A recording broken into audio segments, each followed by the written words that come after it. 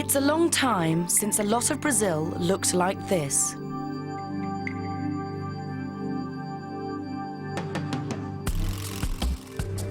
In the last 30 years, industry has taken over parts of the country in a big way.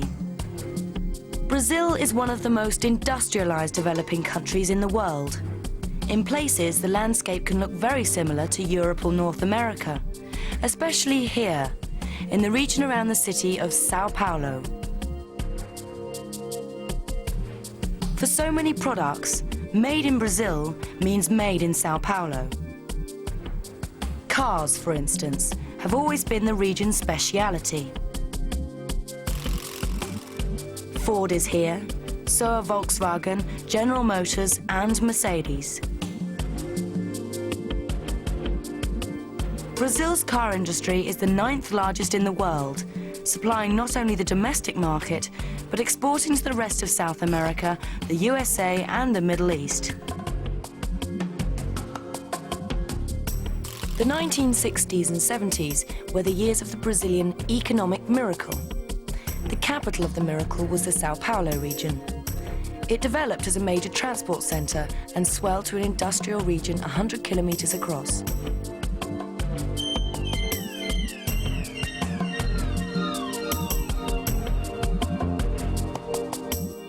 It's difficult to sort out exactly where the middle of Sao Paulo is, such as the size of the skyscraper district.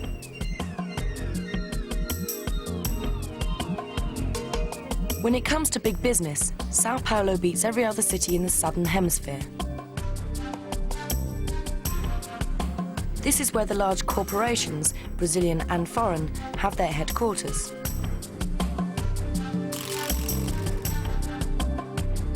From their Sao Paulo base, they cater for the 156 million people in Brazil, and often for neighboring countries as well. If there is such a thing as a real middle to the city, this is probably it, the Paulista Avenue.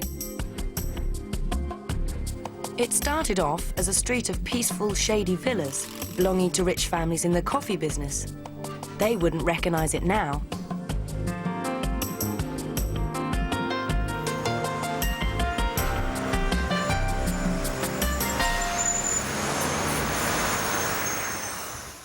In a country where huge numbers of people are always on the move, more have moved to the Sao Paulo region than to anywhere else.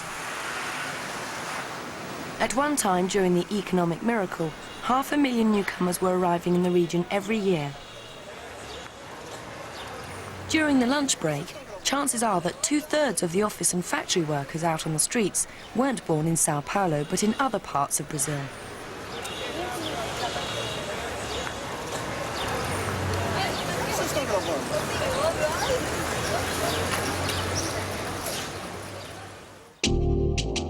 But office blocks and factories aren't the whole industrial picture.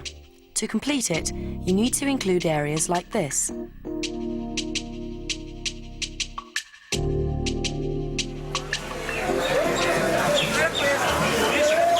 Nearly 1/3 of Sao Paulo workers work in what is known as the informal sector. In these districts, there isn't much you can't buy, sell, rent or get fixed up. It's a question of offering services that people want, or coming up with something that sells. In Brazil as a whole, there are just as many people with informal jobs as regular ones. The basic rule is to keep an eye on demand, move with the times, use your wits and stay one step ahead. The result is a range of goods and services that competes well with anything to be had in the formal part of the city.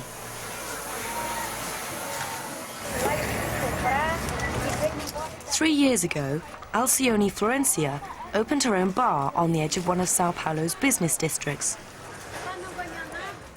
She is one of the 4 million or so people working in the city's informal sector.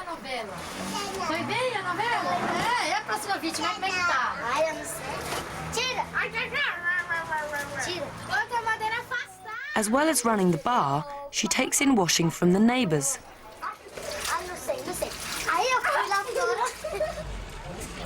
Alcione gets a lot of custom from workers on local building sites.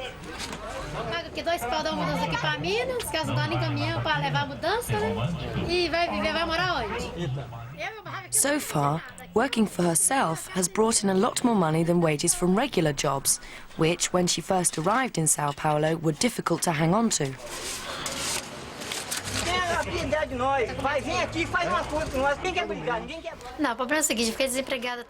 What happened was, I was out of work for 3 years, so I opened this bar.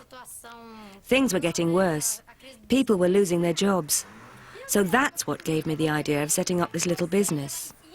With 2 daughters to look after, I had to use my wits a bit, so I thought I'd go it alone. I prefer to work for myself. It's much better than working for somebody else. I didn't go to school, nothing like that. So this is my job, and I intend to carry on. E pretendo continuar. 18 million people in 1980, 23 million in 1990. It was once a reasonable bet that the growth of the Sao Paulo region was unstoppable and that nothing could be better than to be located here, in the middle of it all. But at last it may be that the disadvantages are showing through. Land prices have gone through the roof, and what you get for your money is a skyscraper jungle, little open space, and mega traffic jams.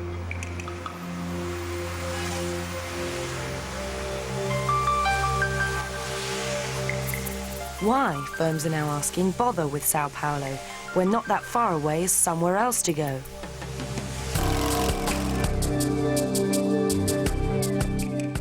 That somewhere else is being opened up by a new motorway spreading out from Sao Paulo. Once roads like this are built, industry is quick to follow, and several small towns are now on the list of industry's desirable locations.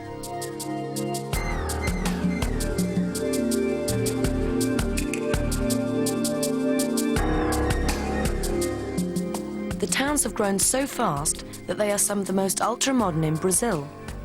Not much of an informal sector here, and not much overcrowding either.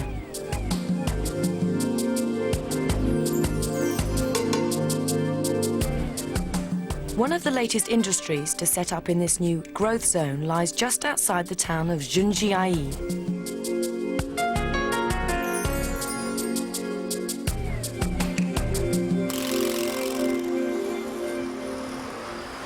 Pepsi is just one of the many foreign firms who have their eyes on the Brazilian market.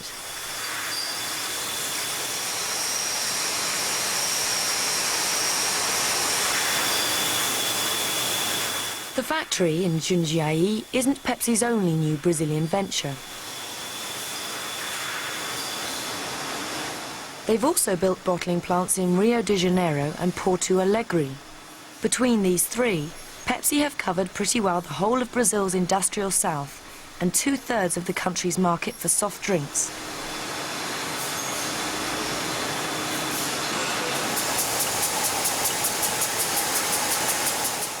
Although a lot of it is automated, the plant has brought 350 new jobs with it too.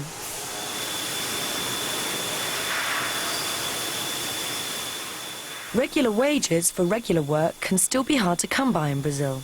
And when the jobs come with benefits like a free lunch and free medical care, most of the people who get them would rate themselves as fortunate.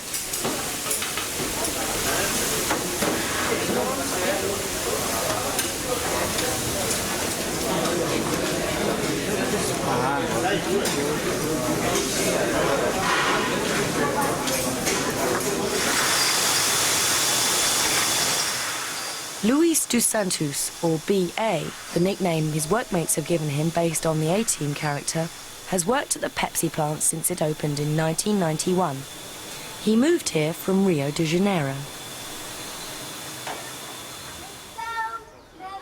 B.A. and his family live on a new housing estate a short walk away. The estate is quite basic, yet it shows something that is very important for Brazil. Things are starting to get better for the average family, at least for some people in some parts of the country.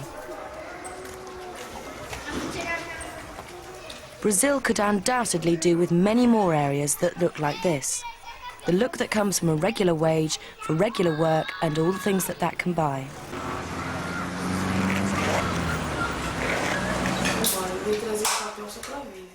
B.A., his wife Vilma and their son Claudio have a 3-room flat on the estate. We asked what the job at Pepsi had meant for them. I think it means a little bit of everything to me.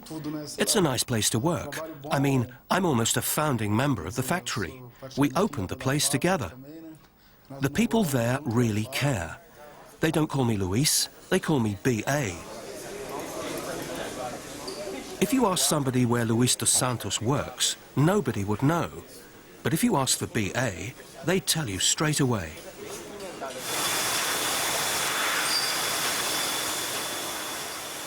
I hope to get a job with more responsibility in the future. I'd like to work towards that. I think that's really important.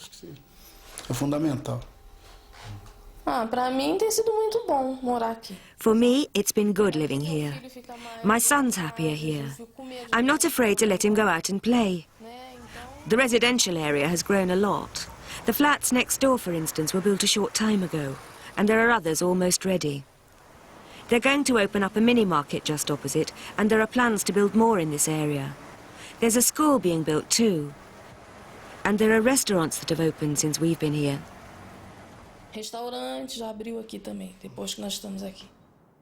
What about for ordinary people in general? Are things getting better? I think it depends. Not for everybody. In Brazil, unfortunately, things are very unequal. There are some people who earn a lot and some who earn nothing.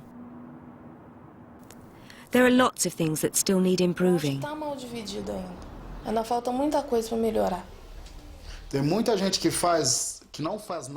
are lots of people who do nothing and earn a lot, and there are lots of people who do a lot and earn nothing. This has to change a bit. I think that the person who has everything needs to let some of that come down to the person who has less. It's a question of balancing things out.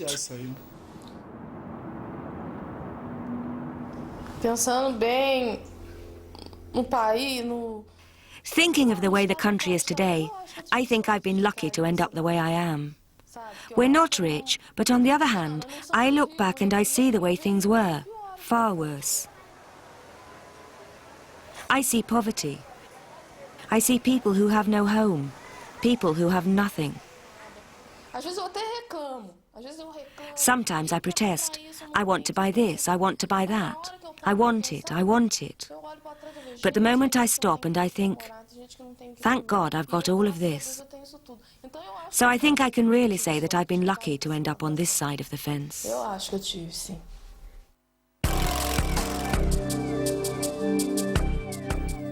100 kilometres back down the new motorway from the Pepsi factory, the massive skyline of Sao Paulo city is going through yet another major change.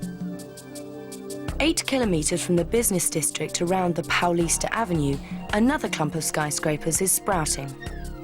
It's a new business, retail and leisure complex that has appeared within the last 2 years in what was a run-down area.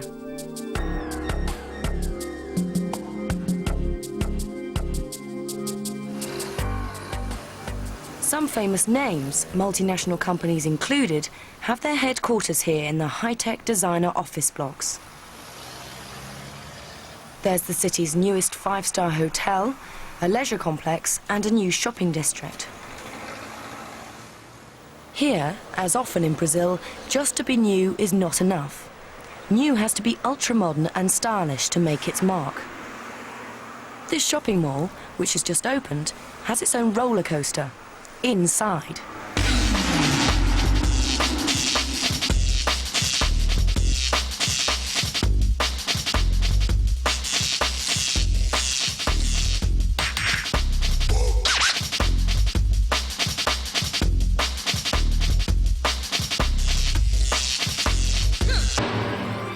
But for the moment, the development of the new skyscraper district has had to slow down.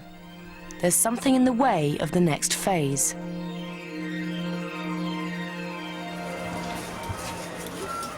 It's Edith Garden, a favela, an area of homemade dwellings.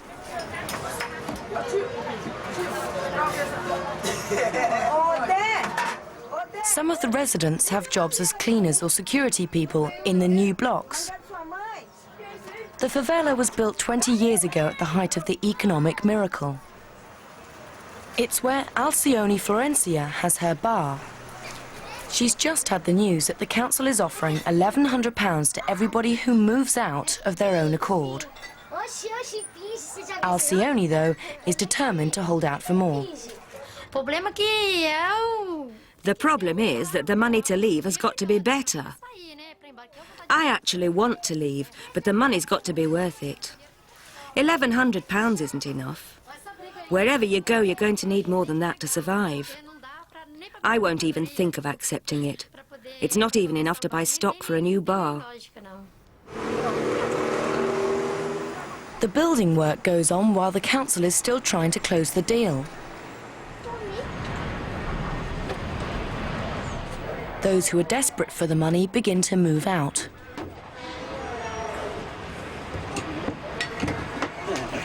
Every useful bit of wood and metal is taken away, ready to use in the family's next homemade dwelling.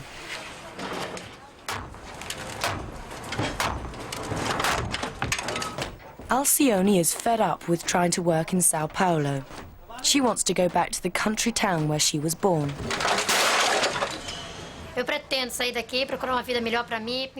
I intend to get out of here and make a better life for myself and my daughters. This is no place to bring up a family. I'm planning to go back to where I came from so that I can be closer to my relations. You can get by better there. The whole place is much nicer than here. I'm going to set up a small business for myself and have my own money. I'll be my own boss and I won't work for anyone else. I don't want to rely on anybody. As the days go by, more homes are taken down, more possessions carted away.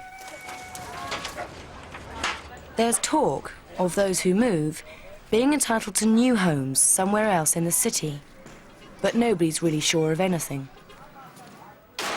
So far, most who've already gone have built another home in another favela. The real sticking point is still the £1,100 compensation.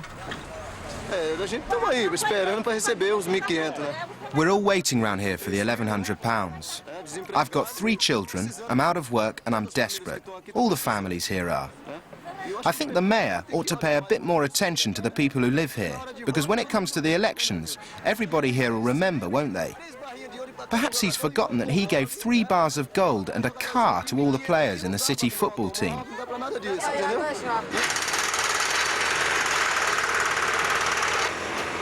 They're changing everything round here and leaving ordinary people in a mess. So come the election, I'll say, look here, Mr. Mayor, you remember me? He should pay more attention to us, the voters. It's our money, our taxes he's playing around with.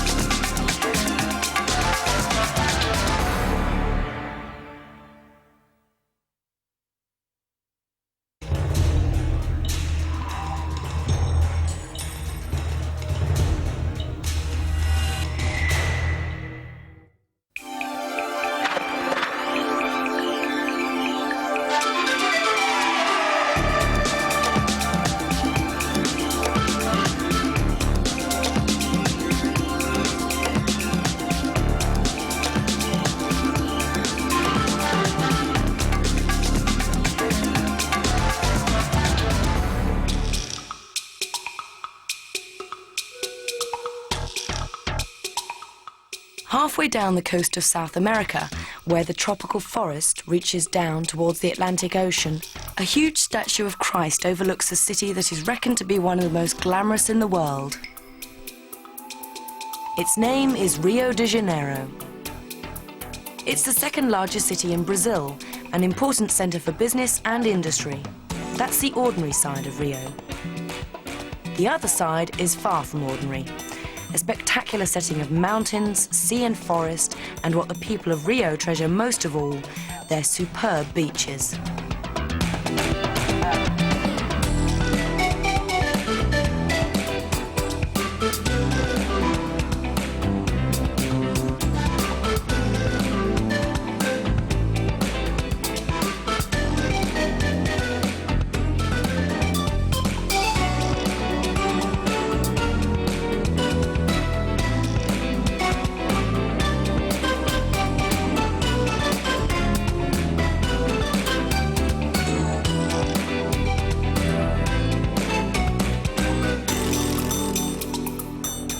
Like all Brazilian cities, Rio is full of contrasts. The old next to the new, motorways next to dirt tracks, shacks next to skyscrapers.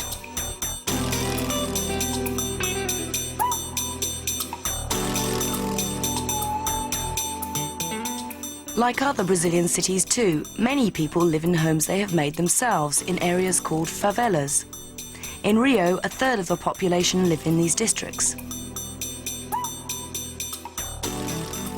40 years ago, when people started to pour into Rio looking for work, the favelas were collections of wooden shacks. Building your own home was, and still is, in most cities the only option for new arrivals. Today, the favelas look quite different. The largest in Rio is Rocinha, population 100,000, a kilometre or so from the beach.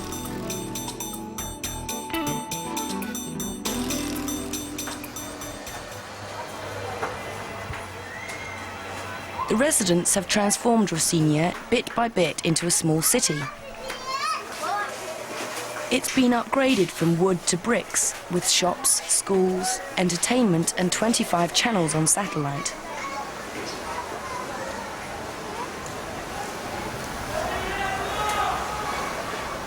Considering the steep hillsides, that's quite a feat. There's one bus route into the favela, but after that it's a question of moving everything by hand, including the rubbish.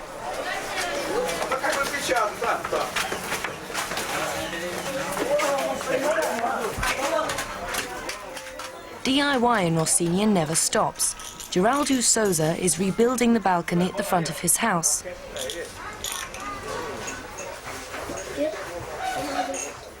Sprucing up your home is a popular thing to do on Saturdays. Geraldo's neighbours have come to help, and he in turn will help them. The Souza's story is a classic one for Rocinha people. They moved from the countryside 20 years ago in search of work in Rio. Since then, they've just about made ends meet. Geraldo has part-time work in a fruit and vegetable market. His wife, Clotilda, is a cleaner for a family in the posh part of the city. Her Saturday pastime is reading the neighbours' fortunes.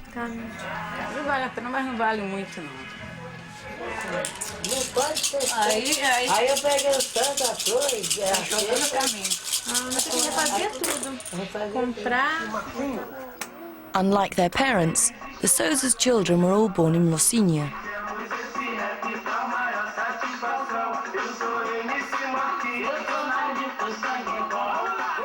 The eldest is 13-year-old Leandro. Like millions of Brazilian teenagers, he spent his whole life in a favela.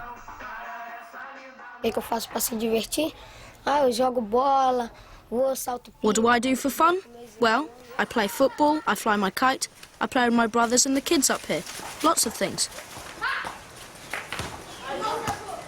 Sometimes I fool around my house and my mum gives me a clip round the ear, but I don't mope around for very long.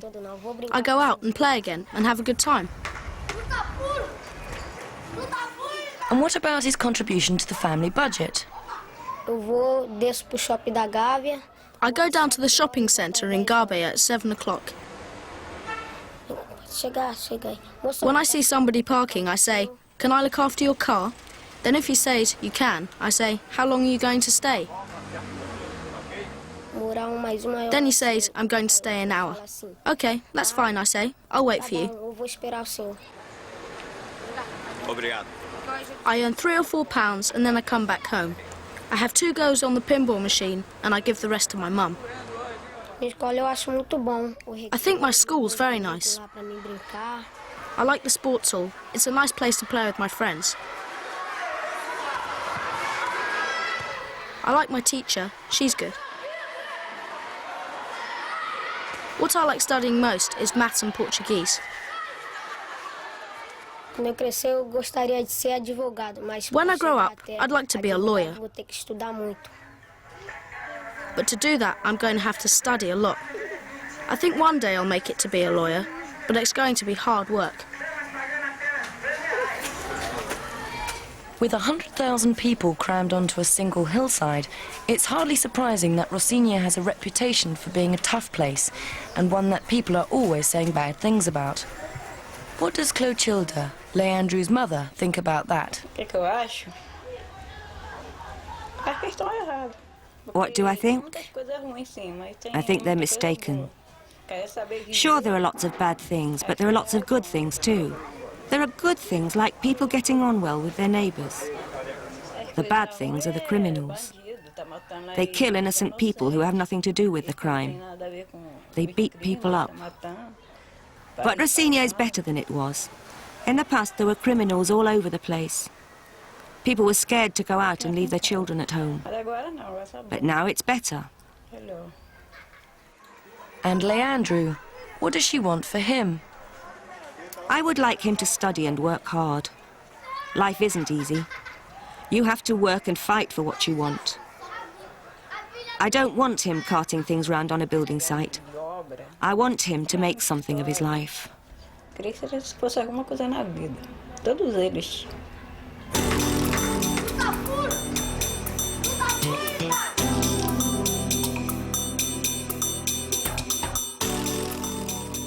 Overcrowding is not just a problem for Rocinha. It's become a serious issue for the whole city.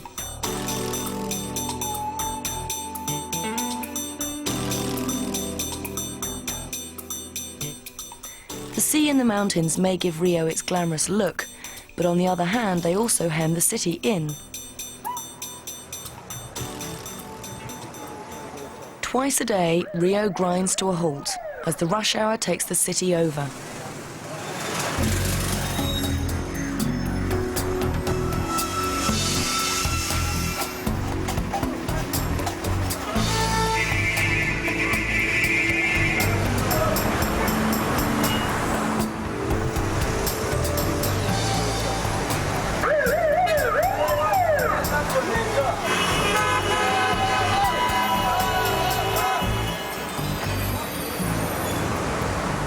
To try and keep the traffic moving, tunnels have been bored through the hills that cut off one part of the city from the other.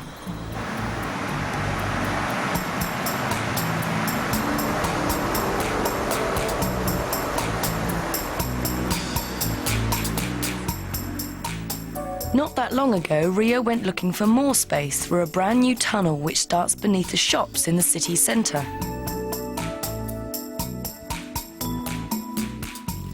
At the end of the tunnel, the road goes up on stilts, clinging to the cliffs.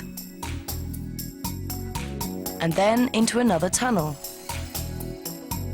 20 kilometres out from Rio, the road finally breaks free of the last range of hills, and there it is. Precious flat land and a brand new city called Barra. Or, in the minds of some people, the new Rio de Janeiro.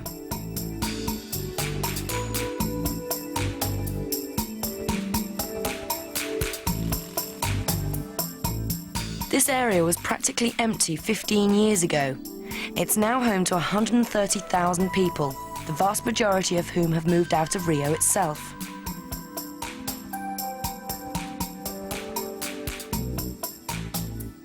Barra is no suburb. It's a proper city, full of entertainment and leisure facilities.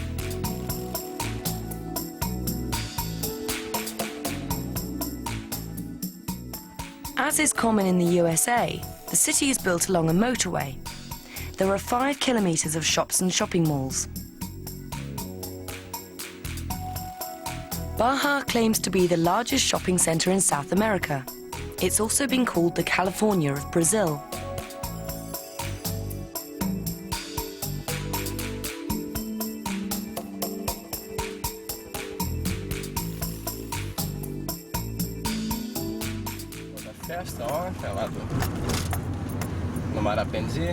The Lopez family moved from Rio to Baja 6 months ago. Luis Paulo and Rosana run a small business selling fruit and vegetables to restaurants and hotels. Não, mas eu vou lá pelo fundo. É por aqui que você vem? Não.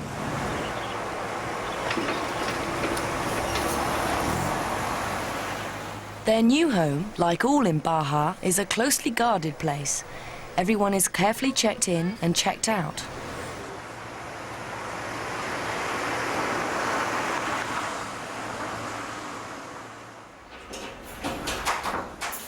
Over the last 10 years or so, the number of people in Brazil owning their own cars and their own homes and who think of themselves as middle class has risen a great deal.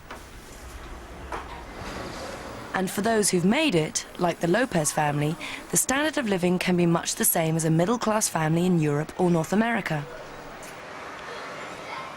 Normalmente é cobra subindo, mas agora é corda subindo. Tem duas vidas. What were their reasons for leaving Rio's South Zone, the local name for the residential area near the beaches? Em princípio, a segurança para mim é a melhor vantagem. It's mainly safety that's the biggest advantage for me. Here, my children can go to school and come back on their own. In the South Zone, it'd be impossible. At their age, they'd never be able to walk in the street. I'd never let them out alone. So basically, it's a question of safety. Então, acho que primordialmente a segurança. I go out to work, so I need everything to hand. There's the supermarket, the shopping centre, the club we go to. We've got the little bus, the Redentor, that goes all round Baja and takes you everywhere. Everything you need is nearby. Para mim, a gente já tá no Barrinha faz tem tudo que a gente precisa aqui, ó. Continua, já melhora. Duas, vai embora, Bruno. Baja is especially good for spare time activities. Just downstairs from the Lopez's flat, Daniela, their daughter, goes to a weekly soccer lesson after school. Why does Daniela like Baja? Because I like going around in the street on my own. I can go where I like. It's safe here. The beach is not far. There's the club too. I like going there. Then there are the shops and the IPM, which is a mini market where you can get a sandwich or an ice cream. I've got everything here and I like it. But isn't living in Baja just a bit boring compared with the glamour of the South Zone? Ai, não acho. Eu não gosto muito. No, I don't think so. I don't like too much hassle. Can you imagine what it must be like to live inside one of those flats? Crazy traffic, people talking and bellowing at one another all the time. And it doesn't stop at night either. It's horrendous to try and sleep in those places. The noise never stops. There's no doubt I much prefer Baja. O futuro do Rio tá aqui já. The future of Rio is here. In a way, it's already here. Baja is a very young and go-ahead place.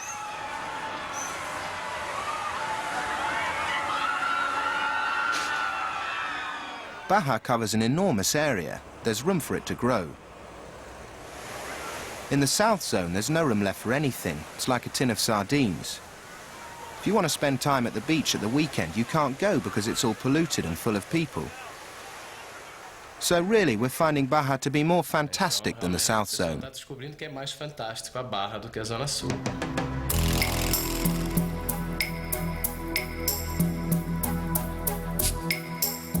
The latest figures for Rio have come up with a big surprise.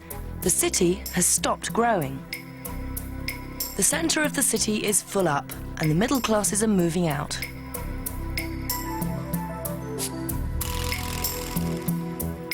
At least this means the city has time to think about how to sort out its problems. Rubem Cesar's job is just that. He's head of a campaign to get Rio back on its feet. We asked him whether he thinks that the stream of people leaving Rio can ever be stopped. Eu acho que eles vão voltar. I think they'll come back. Of course, Rio's been through some difficult times in recent years, but it's already buckling down and it's getting back on its feet. Big cities everywhere are in a crisis. London, New York, not just Rio. And Rio is already recovering. We have projects in the favelas. There's a lot happening in the favelas. They're full of creative people working, producing things, running businesses. So we're trying to support those people by setting up new creches, medical centers, schools and roads. There's a lot of life in the favelas. Another part of the campaign is to get the city's police force back in touch with the community on a friendly, everyday basis. With crime often getting out of control, nobody really trusts them. The police deal with difficult things like drug trafficking, crime, corruption, violence. So for us, the police have become a big challenge. People want a police force they feel close to, that they can trust, that they can talk to. That's the kind of police people want, and that's what we're working towards. It's not easy, but my greatest wish is for a police force that is decent. Amaro Dominguez has lived all his life in a favela that's being redeveloped. He's president of the Residents Association and sees things from the point of view of somebody who's in the thick of one of Rio's biggest everyday problems. People who still turn up on the edge of the city with nothing.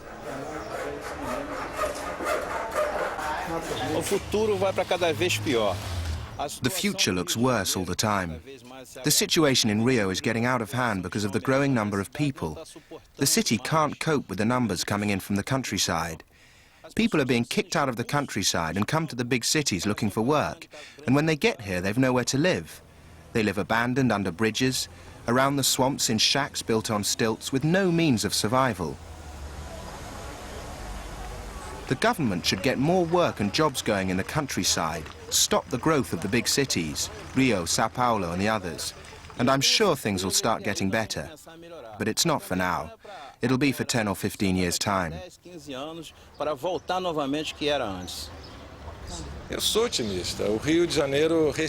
I'm optimistic. Rio breathes optimism. You cannot possibly go through a summer here without saying, it can't be right that things go wrong here. This city simply cannot be left to die. It cannot be snuffed out by the chaos that affects all big cities the world over.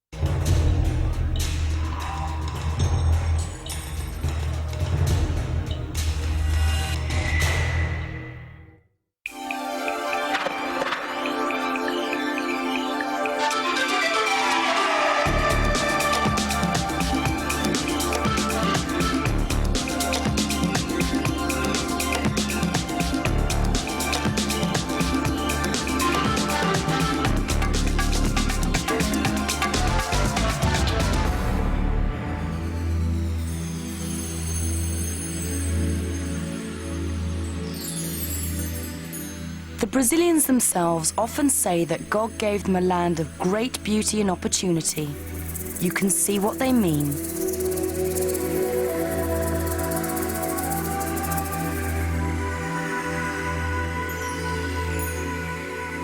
For close to 6,000 kilometers, Brazil's tropical coastline is lined with superb beaches.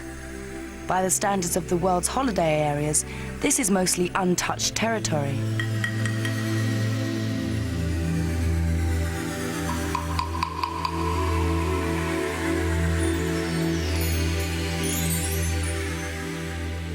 The Amazon is by no means the only region of large rivers. There are other rivers in Brazil that are on the list of the world's biggest, like this one, the Paraná, that flows over the Iguaçu Falls. There is little of Brazil that ever goes short of water.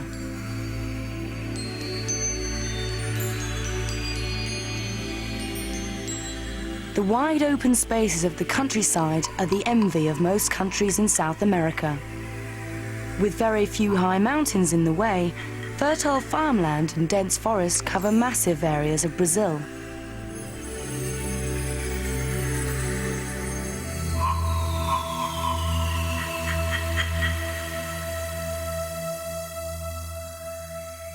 With such rich resources and so much space available, Brazil has always gone in for ambitious development projects. Here are just a few examples from one corner of the country, the south.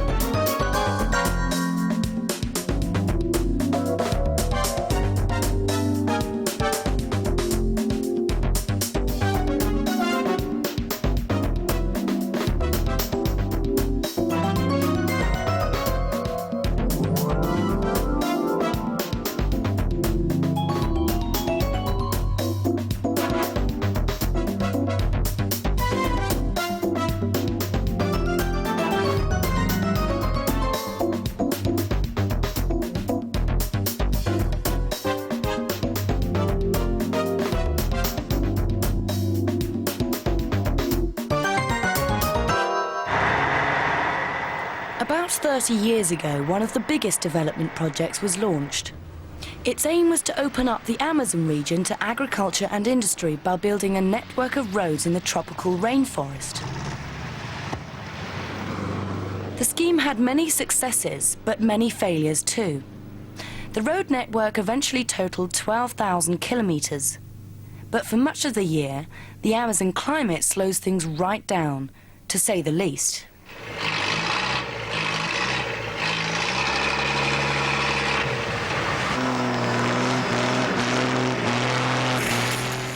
A lot of land was cleared for agriculture, but the farmers soon found out that the soil wasn't as rich as it looked, and in places things simply wouldn't grow.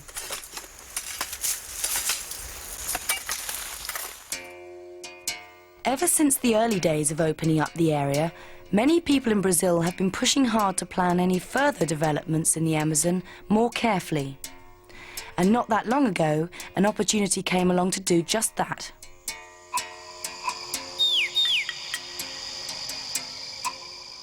These hills are in the state of Pará, an area that, until recently, had stayed undeveloped and where the rainforest had been left intact.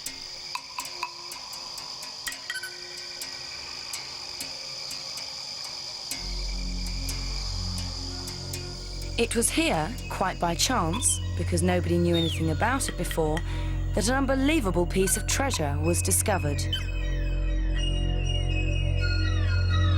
It's one of the biggest deposits of iron ore in the world, located in the heart of the rainforest at a place called Carajás. It soon became obvious that there was so much iron ore and wealth at stake that a grand plan would be needed to develop the area. And, in a typically Brazilian way, grand has turned out to be very large indeed. The Grand Carajás program covers no less than 1/10 of Brazil. The program is centered on the Carajás iron ore mine, but there are lots of other developments attached to it. A gigantic hydroelectric station at Tucuruí, some of whose electric power goes to aluminium smelters near Belém, the smelters being fed by bauxite mines close to the Amazon itself. Throw in a new railway line from Carajás to the coast and some new roads too, and these are only some of the bits of Brazil's most recent big project.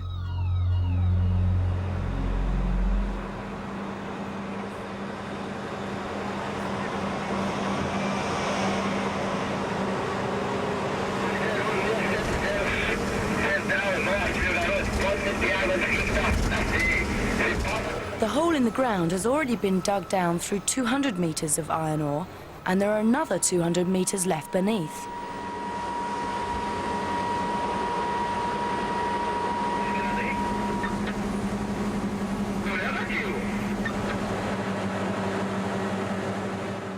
All in all, it's reckoned that there are 18 billion tons of the stuff at Carajás, enough to last for 400 years.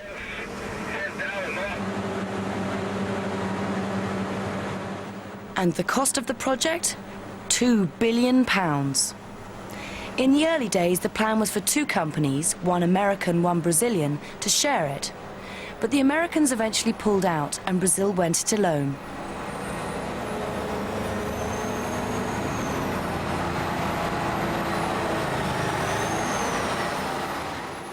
Everything had to be brought from outside into the middle of nowhere. Food for the workforce, construction materials for buildings, medical supplies, and the trucks, which haul 240 tons per trip.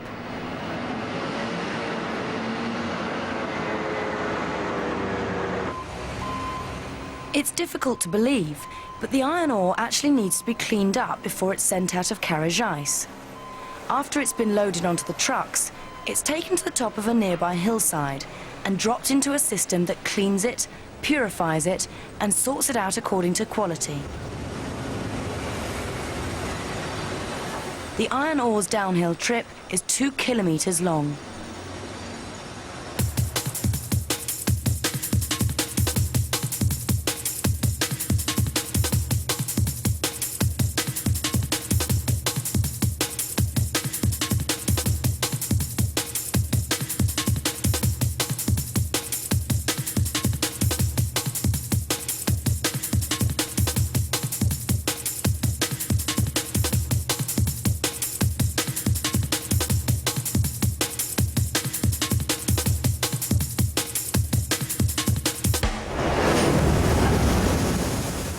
It takes 3 hours to load a train and send it on its 690-kilometre, 24-hour trip through the forest to the coast.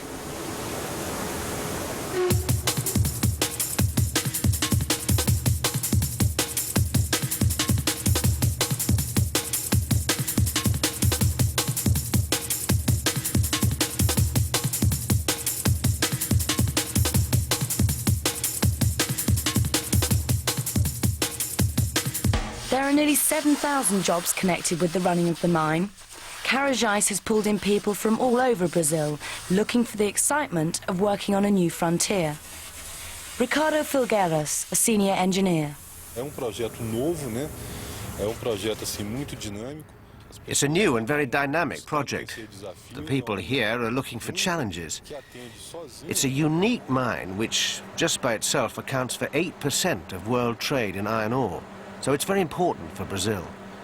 The project was designed with a very strong emphasis on the environment. Just to give you an idea of how concerned the company is with the environment, only 1.6% of the area was deforested to make way for the project. Getting into Carajás is like crossing a border.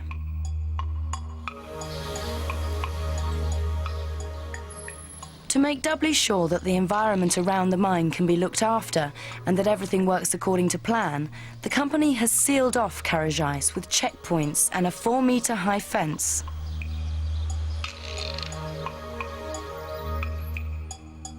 Inside the fence, the town of Carajás sits like a neat chunk of suburbia, plonked down in the middle of the rainforest.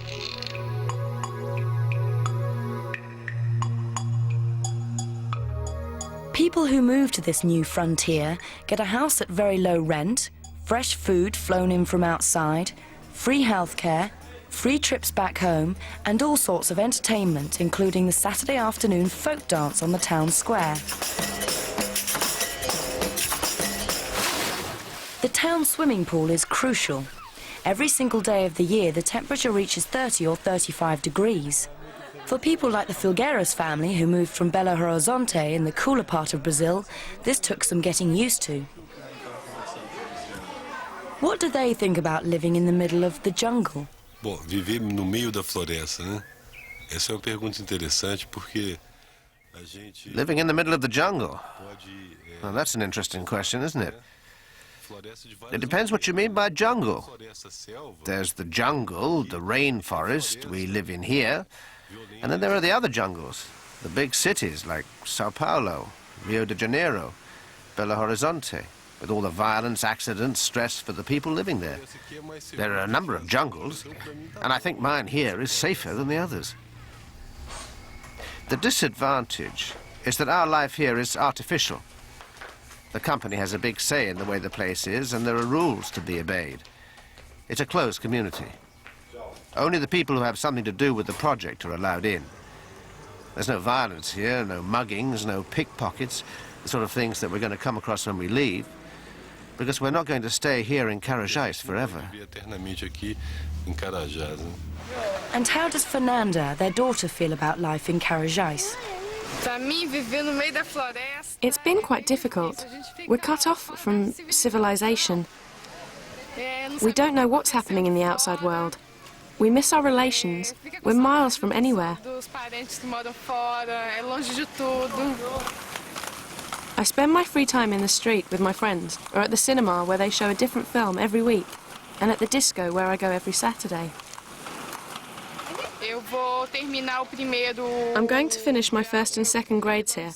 Then I'm going to Belo Horizonte to do the third and do my A-levels and do the things I want to do. After I leave school, I'm not sure. Maybe a doctor or a journalist. The trouble is, although I like the idea of saving lives, I can't stand the sight of blood, and I get very shy asking other people questions. In fact, I don't know how I'm managing to talk to you now. The neat streets and houses of the company town aren't the only result of the Carajás development. Outside the fenced-off area and beyond the checkpoints, a lot else has happened to this new frontier. In the drier part of the year, the frontier is marked by huge amounts of smoke as the forest is burnt and cut down for firewood and for timber for building materials. 30 kilometers away from the Carajás checkpoints, the forest has completely gone. A ring of scorched earth surrounds the boom town of Parapaibas.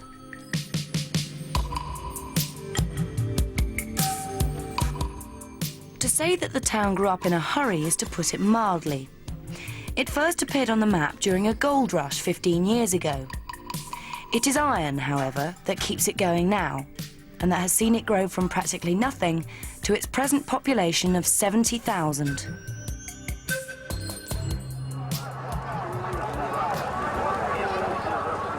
Some of the newcomers commute daily to the mine, but with a limited number of jobs available, most have done what people are very used to doing in Brazil. Go for a service you can offer or a product you can sell.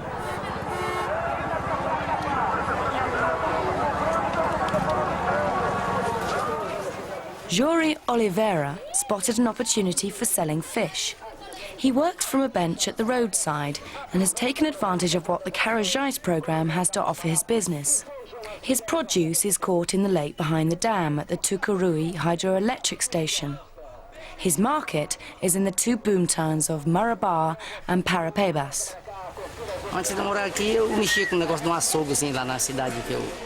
Before I came here, I was in a little butcher's in the town where I used to live, but business was a bit slow. Word got around that money was flowing a bit faster here in Parapaibas. Even if you're poor here, you can make a go of it. If you've got the courage and are willing to work, you'll be okay. So I go back and forwards to Marabá, to Tucuruí. I go and get my fish, bring it here and sell it. I make enough to support my family. We're poor people, but we get by. When I first came through here 10 years ago, there was almost nothing here at all. Now I can hardly recognize it, the town's grown so much. I'm quite happy to stay because I think it's going to give people the better life they're all looking for. And they say that the mayor's going to put in drains and sewers, so it's getting better for us all the time. 50 kilometers out into the forest from the present mining area, a survey team is checking out the lie of the land. Or, as is usually the case in the Amazon, what lies beneath it. Carlos Gonzalez is a geologist on contract to the mining company. His job is to find out the quality of the other huge iron ore deposits in the area. If recent finds are anything to go by, Carlos won't just be reporting back about iron ore. He may well be telling his bosses about a lot else besides. Bom, a Amazônia, ela é muito rica em minério, tem uma vasta gama de minérios. There's an enormous range of minerals in the Amazon. Diamonds, gold, silver, iron, manganese, nickel, copper, bauxite.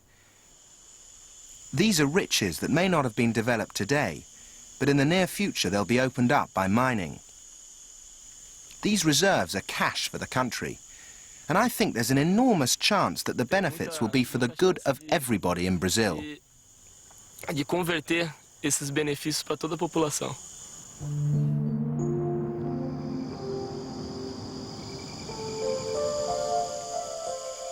Brazil has a new government which is striving to make sure that the wealth from the country's fabulous natural resources gets through to everybody.